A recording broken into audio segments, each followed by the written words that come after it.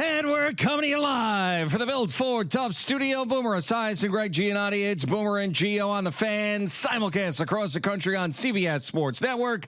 And wherever you are in the free Odyssey app. Good Wednesday morning.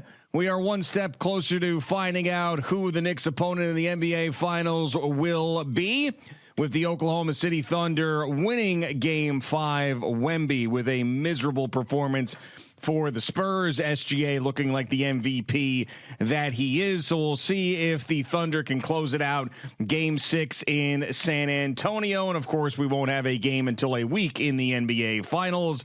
The Yankees offense incredible last night. The Mets allegedly are still playing baseball somewhere as they're completely irrelevant heading into June. Before June, this is a team that is irrelevant. Boomer poked the woke yesterday. We'll get to all of it. Good morning, Boomer. How are you? Yeah, I'm doing great, G. And watching this basketball game last night, it looks like it's going to be OKC, but, you know, you never know. The injuries, the whole thing. But SGA did his thing, and certainly reading some comments about some people who have covered Jalen Brunson over the years or spoke about Jalen Brunson over the years. One, Becky Hammond, who said this 2 years ago, and now it's resurfaced again. It's not like she's doubling down. She's trying to be honest and give you a real assessment of what she thought about Jalen Brunson, about being a good player but not a 1A player. And for those of us who have watched Jalen Brunson now over the last 4 years do something that the last Knicks point guard to do, I would probably say, was Clyde Frazier. And even Clyde would probably tell you the same thing. It's amazing now that they are at the top of their conference and they're going to the finals, how some people now all of a sudden want to take shots or have taken shots at Jalen Brunson, and they're starting to resurface. Now, Becky Hammond knows more basketball than I'll ever know. And remember, she was on Popovich's staff there in San Antonio. So there's definitely, I think, just a natural bias to think that the West is better than the East, especially when San Antonio's involved in the equation. So I think she's got to be somewhat kind to where she came from and the opportunities that she got within the NBA. But anybody who has watched Jalen Brunson over the last 4 years, I mean, my God, I mean, you could see it and just how great of a basketball player, facilitator, leader he is. And I saw where Stefan Bonde went out and got Mark Messier's point of view, because we always have to go back to the great Mark Messier. Well, I mean, we've made the comparison. Hey, listen, That's what I'm saying. You have to go back to the great Mark Messier to really.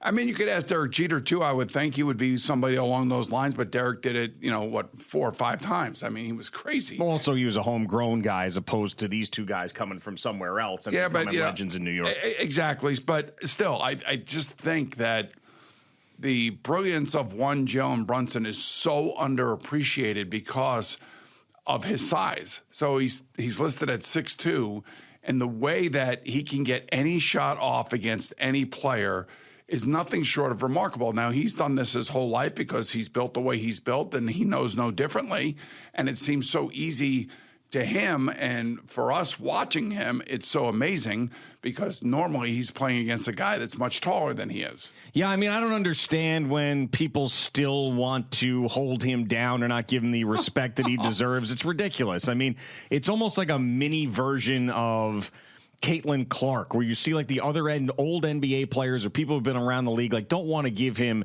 the full credit he deserves for whatever reason, and it doesn't make any sense. It's like, well, why are you in any way trying to discredit what he's doing? Now, he's gotten a lot of accolades as well, and of course, we love him, and that's what counts as the Knicks fans, and we appreciate everything about him. So if he pulls this off, then there's nothing anybody can say. And good, the way I looked at some of this stuff is any motivation, any extra motivation, any fuel you can give this team and make them in this time off that they have believe that the world is against them. We've seen that work with other championship teams in the past. That's awesome. And I did love the fact that, they have been talking to Mike Brown and are approaching this layoff much differently than the last layoff. And they're going to scrimmage harder. They're going to practice harder. They're going to do things differently. So this is a team that is ready to go. And, I don't know why people want to hate the Knicks. I guess I do know why. I feel like the fan base And I love the fan base. We laugh at it. It's great. We're a part of the fan base, but we're not a part of the fan base that's out there climbing up stuff and yelling and screaming and everything like that. You know, the 20 to 30-year-olds, whatever. But hold on. Okay. Yeah. But I think it's he ain't climbing up anything.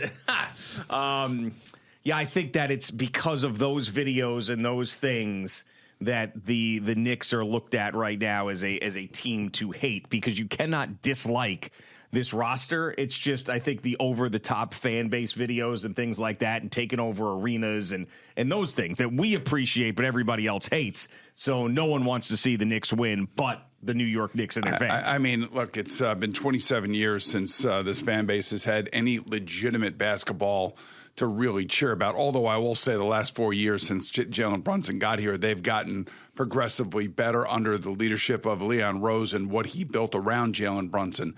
And what I think is he wanted high character guys. He wanted guys that he knew could actually play at a very high level, and somehow, some way, he could build a team that would actually like each other. And nobody's worried about stats. Nobody's worried about, anything other than winning, as Josh Hart has said numerous times about being selfless. But there has to be a leader. There has to be somebody that everybody's going to turn to when a bucket needs to be made.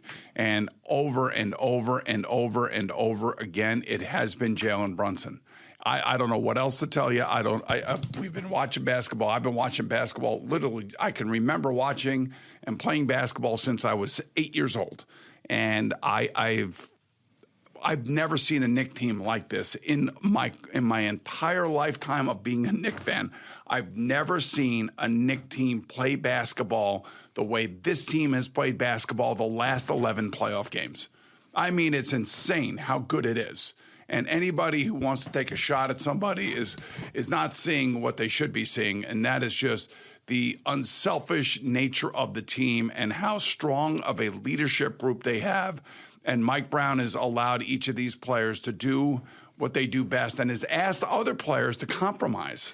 Yeah, I mean, the Knicks are 4 wins away from becoming immortal. Every one of these guys on this team will become immortal. Think about the Knicks players that didn't get it done, that we sit here and honor constantly, that are immortal. The guys that are going to these games, from Bernard King to Patrick Ewing to John Starks to Latrell Sprewell to Allen Houston. These guys that had good teams but never won a championship. Well, if they had a legitimate, young, great point guard that could control the game. Yeah, that regardless. I'm just talking about how these guys are going to be looking, how we're going to be looking at these guys for the rest of their lives in New York City. I mean, like, we have bowed down to these guys that were on good teams that never won a championship because that's all we had. These guys for the rest of time in New York sports are going to be absolutely immortal if they get this done. They're 4 wins away from that.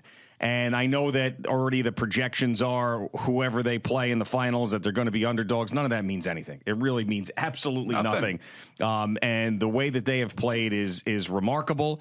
And you're going to have another team coming off a 6-game series, possibly a 7-game series. The Oklahoma City Thunder went all the way to the NBA Finals in 7 games last year. The Knicks were out in the Eastern Conference Finals, have played almost, 2 games short of the minimum amount of games you could play in the postseason. So they're going to be ready. They got to do it. They have to do it. And any hater out there that's saying whatever the hell they're saying, you can't say anything if they win a championship. Not a damn thing can you say, especially if you end up beating the defending champ, because then there's nobody can say, oh, this was the easiest run and blah, blah, blah, and whatever else. If you then beat the previous year's champion in the NBA Finals, then no one can say a damn word, and that's what I'm hoping for. If I had to compare Jalen Brunson to a today athlete in New York City, it would be Aaron Judge. That's who the comparison would be.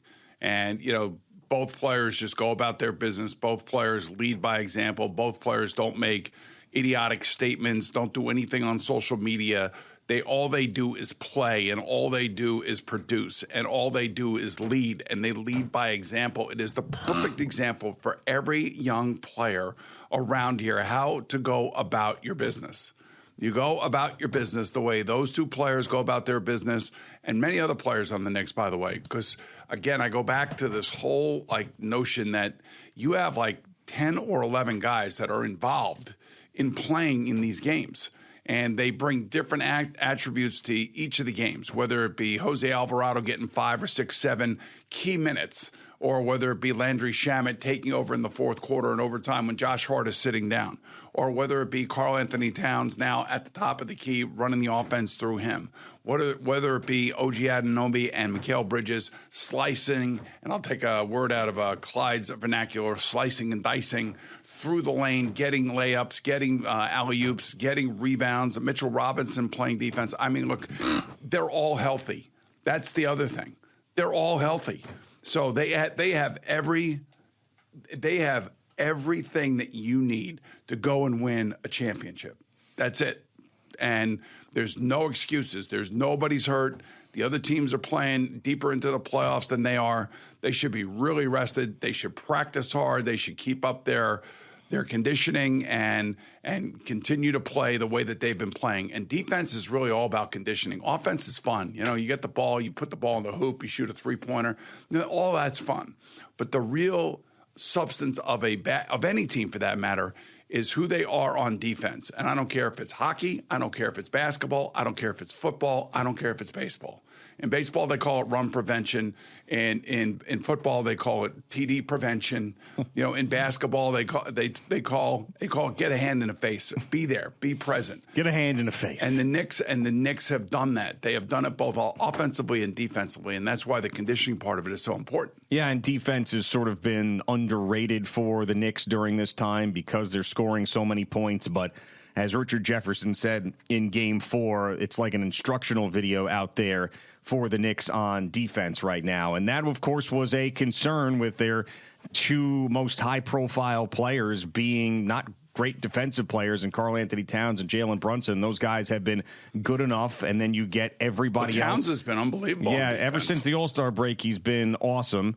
And then you get the elite defense from Mikal Bridges, OG Anunoby, Mitchell Robinson, Jose Alvarado, Josh Hart. Right. It's been, it's really been something to watch them defensively during this time as well, which, of course, is going to lead to these blowouts and these lopsided scores and these short series. So, yeah, I mean, I know Oklahoma City is a great team. I know that they're the defending champ. I know they've got the MVP on their team, and going into the postseason, my take was the Knicks will make it to the finals and probably lose to OKC. I don't feel that way any longer. I don't know how any Knicks fan could with the way that they have played. And that's going to be and should be a battle if it ends up being them. But you certainly can't count out the Spurs at this point, especially with a home game back in San Antonio in Game 6. And there's no way Wembanyama, unless he's out of gas, which I don't believe he is going to play like that again. I mean, he had one field goal in each quarter last night. He was horrible. Which is unbelievable to me. And it was a guy that's that big. Yeah, that is throwing the ball down at the basket. Yeah, they found something. And Isaiah Hartenstein last night really was the guy who was on him the most when he was having issues. And Hartenstein had a huge game. I think he was either plus 19 or plus 24 last night. Yeah, he was great. He had a great game last night, and it's fun. You know, look, we loved that guy when he was here. Yeah, I know. And they wanted to keep him, and he won his championship. That would be unbelievable if he had to come back, and you're now playing against him. And there's no reason to hate on him. He did what he had to do, and he had to protect his family. And good for him that he won a championship. But all's fair in love and war, baby, and championship basketball. Oh, of course. And if it ends up being Oklahoma City, we'll have plenty of time to talk about it. But, I mean, everybody at this point who's been paying attention, the NBA knows how frustrating it is when SGA is getting all the foul calls. So get ready for that. And also get ready to hate Alex Caruso. Just be prepared to hate Alex Caruso, because this man is unstoppable right now in this postseason. And he looks like a guy that shows up to your local LA Fitness, puts on the headband on, and you think, I can guard this guy. I hope I end up on him, because there's no way that this short, bald, stinky white guy is going to work me. And boy, does he every single freaking time. It's unbelievable. He's a championship player, man. He really is. And I don't want to say this is all respect towards him. Yeah. This is all respect. I'm not trying to knock him. This guy has been absolutely incredible for Oklahoma City, and he's going to be frustrating as hell I would imagine if the Knicks face them in the finals. So, yeah, get ready for those things for sure. And also get ready for Jared McCain's TikToks. That's the other thing you got to get yourself ready for. There's a couple of different things that I know if they end up playing Oklahoma City we're not talking about now that we will be talking about. SGA's foul's obvious one. Jared McCain going on offensive runs and then doing dances on TikTok. And Alex Caruso. It's kind of like James Harden. But got the James flops Harden going. James Harden in his prime. Yes. He's got the flops going. Yeah, James Harden in his prime was that. I mean, he was winning. I think he won one MVP and was just getting to the foul line, hitting threes, getting everybody up in the air, confusing everybody. Yeah, I mean, it's certainly like that. But SGA, a better all-around player than James Harden ever was. All right, Boomer and Gio just getting started on this Wednesday morning. Jerry Recco joins us in a couple of minutes with a sports update, everything that happened last night.